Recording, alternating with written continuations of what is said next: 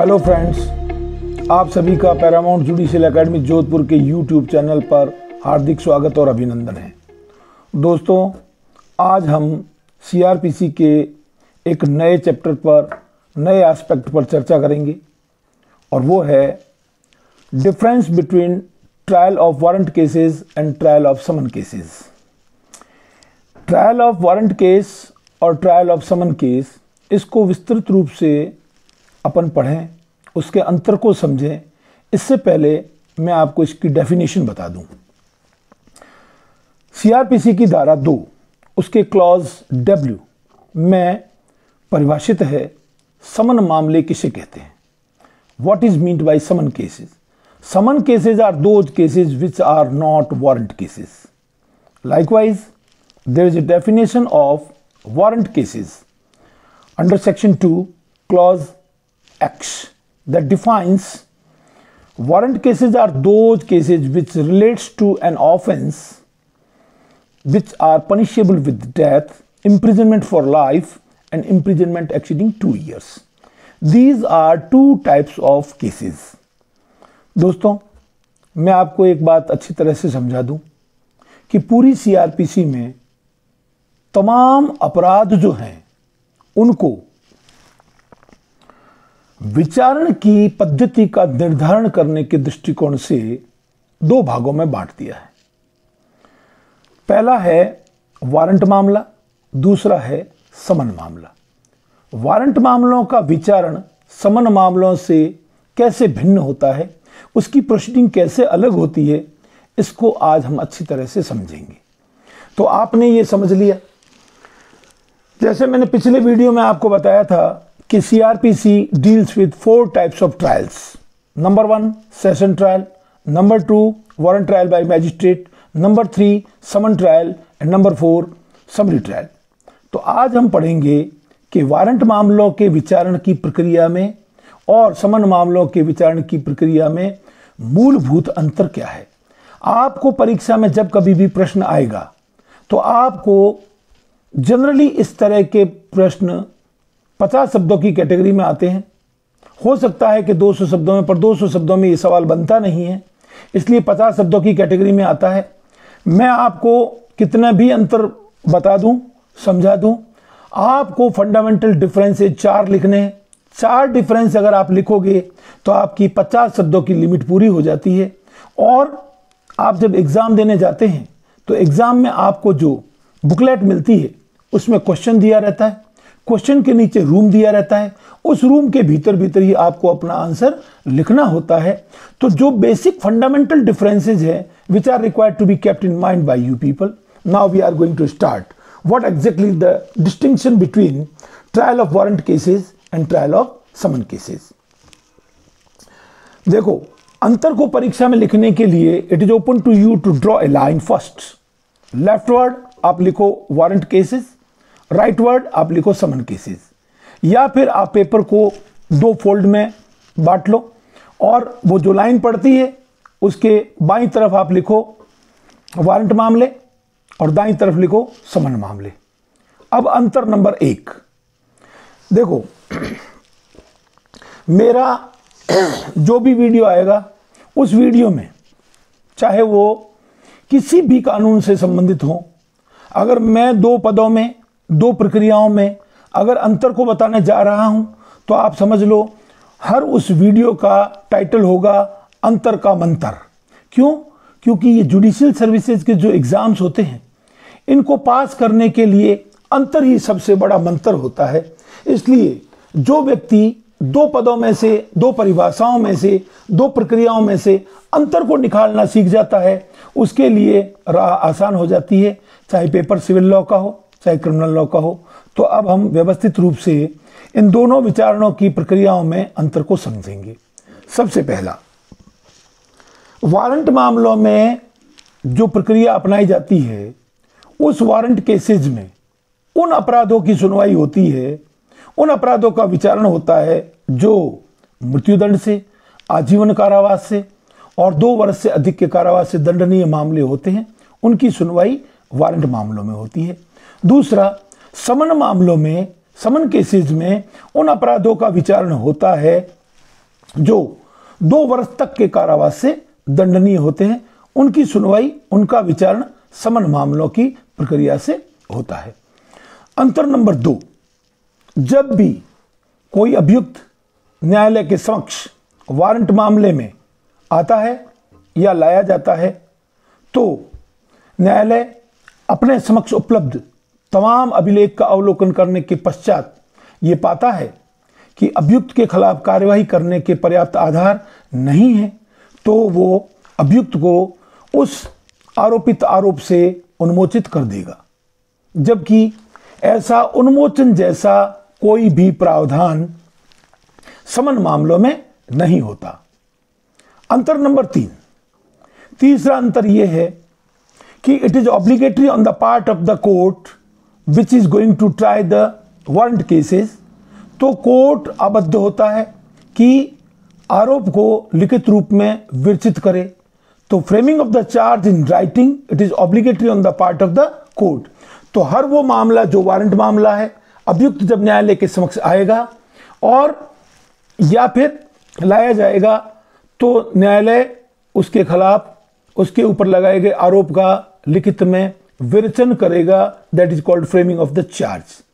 जबकि इसके विपरीत समन मामलों में जब अभियुक्त न्यायालय के समक्ष आता है या लाया जाता है, तो उसे अभियोग का सारांश सुना देना ही पर्याप्त होता है। It is sufficient to narrate or to state the accusation of the offence in trial of summon cases. अब अगला अंतर है कि ये दोनों बातें हो गई, आरोप विरचित हो गया, उसके बाद में अपने को देखना है कि ये प्रक्रिया जो है ना कितनी विस्तृत होती है।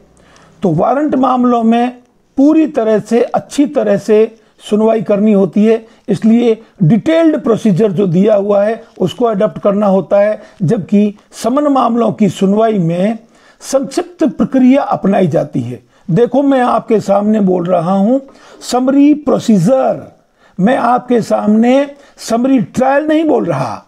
मैं कह रहा हूं कि समन मामलों के विचारण में जो प्रक्रिया अपनाई जाती है as compare to procedure which is provided for warrant trial, वो संक्षिप्त होता है, छोटा होता है, सभी साक्षियों के बयान वगैरह लेखबद्ध करने की आवश्यकता नहीं होती। अब दोस्तों, अब मैं आपको बताऊं कि ये जो बुनियादी रूप से 3-4 अंतर आपने पढ़े, अब अगले जो अंतर हैं उसमें क्या फर्क पड़ता है कि अभियुक्त जब न्यायालय के समक्ष आता है और परिवादी नहीं आता, complainant is absented from the court when a case is called for hearing, but there is a presence of the accused. This is provided under section 256 of the CRPC. It applies to summons case. तो समन मामलों के विचारण में जब अभियुक्त न्यायालय के समक्ष आ जाएगा और परिवादी अनुपस्थित रहेगा, या तो अनुपस्थिति का कोई और कारण है, नहीं तो परिवादी की मौत हो गई है, ऐसी परिस्थिति में समन मामलों में न्यायालय अभियुक्त को दोष मुक्त कर देगा। जबकि ऐसी कोई परिस्थिति वारंट मामलों के विचारण में नहीं होती है। परिवादी की अनुपस्थिति यदि उस स्टेज पर है जब आरोप विरचित नहीं हुआ है, in that event it is open to that court to discharge the accused. तो देख लो, वारंट मामले की सुनवाई में जब अभियुक्त न्यायालय के समक्ष आ जाता है और परिवादी अनुपस्थित है और वो प्रकरण है at the stage of framing of the charge, तो आरोप विरचित करने से पहले यदि परिवादी अनुपस्थित है, तो ऐसी परिस्थिति में कोर्ट उस अभियुक्त को उन्मोचित कर सकता है ज्यादा से ज्यादा, परंतु उसकी दोष मुक्ति नहीं होगी। जबकि मैंने आपको पहले बताया कि under section 256 of the CRPC it has been provided when a trial commences before the court and when matter is called for hearing, at that time accused is present before the court and complainant is absented. In such a situation, court is going to pass the order of acquittal of the accused. This has been provided under section 256 of the CRPC. Next, धारा 257 कहती है withdrawal of the complaint. Withdrawal of the complaint ये परिवादी जो मामले, समन मामले जो साधारणतया परिवाद पर ही प्रारंभ होते हैं, और ऐसी स्थिति में परिवादी न्यायालय के समक्ष आकर के न्यायालय को कहता है कि this is the proper reason and I would like to withdraw the complaint, and if court is satisfied and court arrives at the conclusion that there is a proper reason which is available, sufficient reason which is available to the complainant to withdraw the complaint, तो वो परिवादी को परिवाद को प्रत्याहृत करने का आदेश दे सकता है, और ऐसे प्रत्याहरण का, ऐसे विड्रॉल का परिणाम होगा अभियुक्त की दोष मुक्ति। जबकि परिवाद एक बार दायर होने के बाद में वारंट मामलों में परिवाद को वापस लेने का प्रावधान नहीं है। स्पेशल एक्सेप्शनल सर्कमस्टांसेज में, जैसा कि सीआरपीसी में उपबंधित है, विड्रॉवल ऑफ प्रोसिक्यूशन की जो बात है that is all together different. Otherwise as compare to warrant trial, आप समन मामलों में देखोगे तो आप पाओगे कि धारा 257 इस बात का उपबंध करती है कि यदि परिवादी परिवाद को वापस लेना चाहता है तो eight any stage of the proceeding when complainant is satisfying the court and court is satisfied and court arrives at the conclusion that there is good reason for withdrawal of the complaint, permission be granted and the consequence thereof will be acquittal of the accused. Now next aspect, अब अगला अंतर है। अगले अंतर में अपने को देखना है कि कार्यवाहियों का रोक दिया जाना। कार्यवाहियों का रोक दिया जाना ये धारा 258 सीआरपीसी में प्रोवाइडेड है।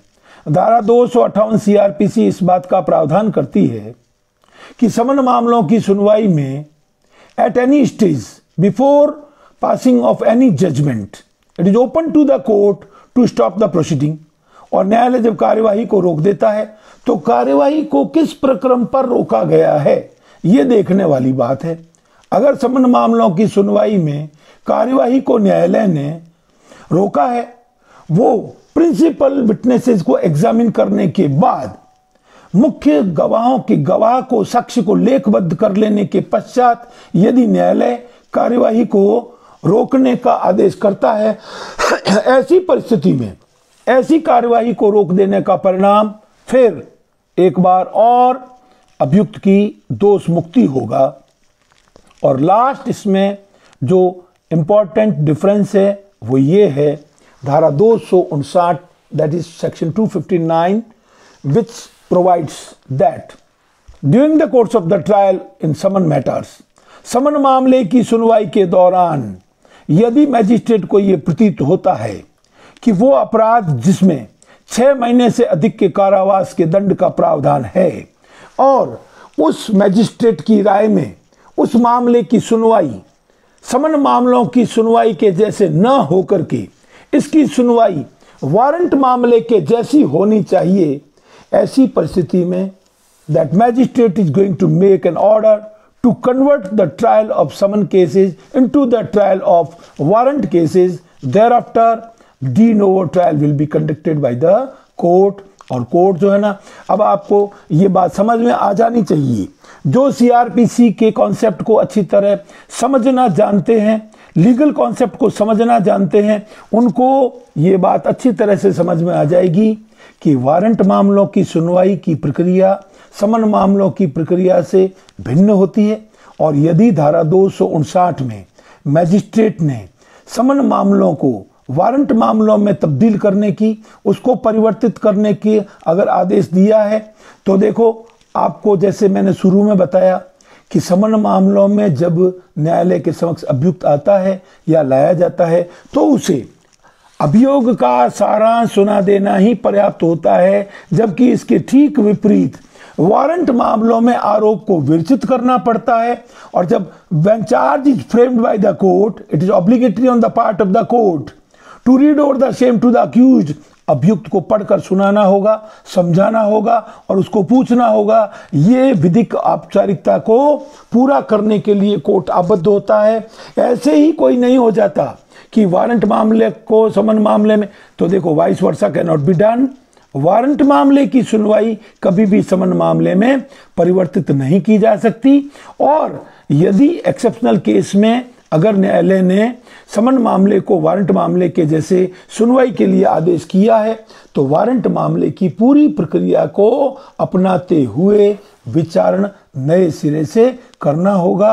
और अगर किन्हीं साक्षियों को पहले बुला लिया गया था, उन साक्षियों को पुनः बुलाया जा सकता है और उनकी परीक्षा की जा सकती है और इस प्रकार आगे चला जा सकता है। तो ये बुनियादी रूप से दो तरह के विचारण हैं। सीआरपीसी में तमाम आपराधिक मामलों को 2 भागों में बांट दिया है और ये मूल रूप से अंतर है। दोस्तों, ये विस्तार से मैंने आपको बता दिया। अब आप अच्छी तरह से समझ गए होंगे कि इन 2 तरह की विचारण की प्रक्रियाओं में मूलभूत अंतर क्या है। ये वीडियो आपको अगर पसंद आया हो तो दोस्तों आप इसे लाइक कीजिए, शेयर कीजिए। आप इस चैनल पर अगर नए हैं तो आप इसे सब्सक्राइब कीजिए और आप बेल आइकन को क्लिक कीजिए ताकि हमारे पैरामाउंट जुडिशियल अकेडमी जोधपुर के जितने भी क्वालिटी कंटेंट वाले वीडियोस आएंगे आपको उसकी नोटिफिकेशन सबसे पहले मिले और आप जो है ना अपने जुडिशियल सर्विसेज के एग्ज़ाम की प्रिपरेशन में औरों से आगे रह सकें और अपना चयन सुनिश्चित करवा सकें, ऐसा मैं समझता हूँ। Thank you.